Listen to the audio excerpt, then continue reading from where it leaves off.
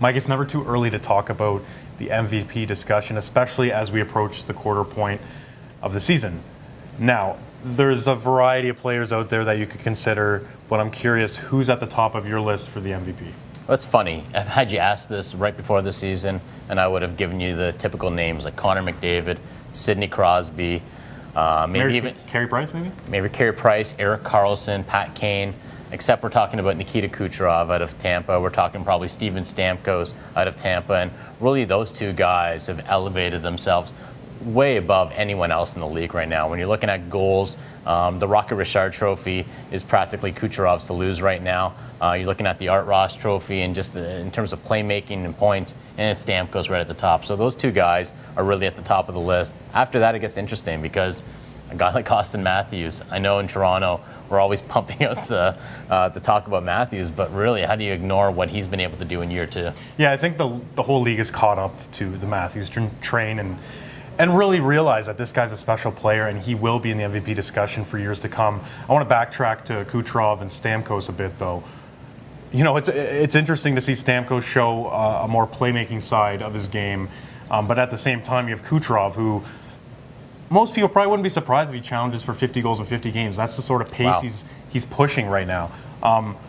Is Kucherov a top 5 player in the league? Where do you sort of rank him overall? Because he's really come into his own in the last 2 years and made his mark on this league. Yeah, I would say so. I think we're almost seeing like the second coming of a guy like Pavel Datsyuk, where not a whole lot of fanfare when he entered the league in terms of Nikita Kucherov, but year after year he just keeps improving on his game, and this year we're seeing that release. Like he's got maybe the best wrist shot in the league, and I think a guy like Stamkos recognizes that when you've got a player on your line that can fire the puck like he can, while Stamkos is arguably one of the top snipers in the league, he's saying, you know what, I'm just going to feed this guy the puck and pick up assists. So it's really smart, and I would have him in my top 5. I know you and I were talking about this a couple weeks ago, and I was hemming and hawing.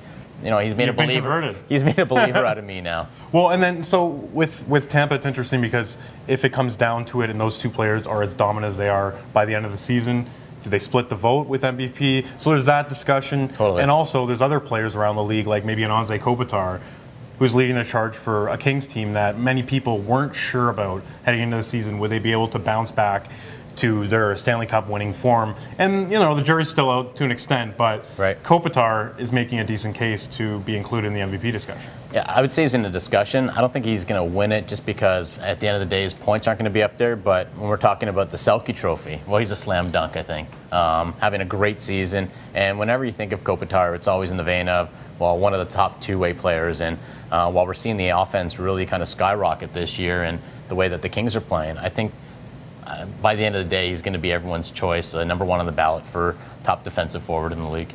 We could really talk about this all day. There's so many exciting players across the league. For Michael Traikos and Post Media, I'm John Matisz.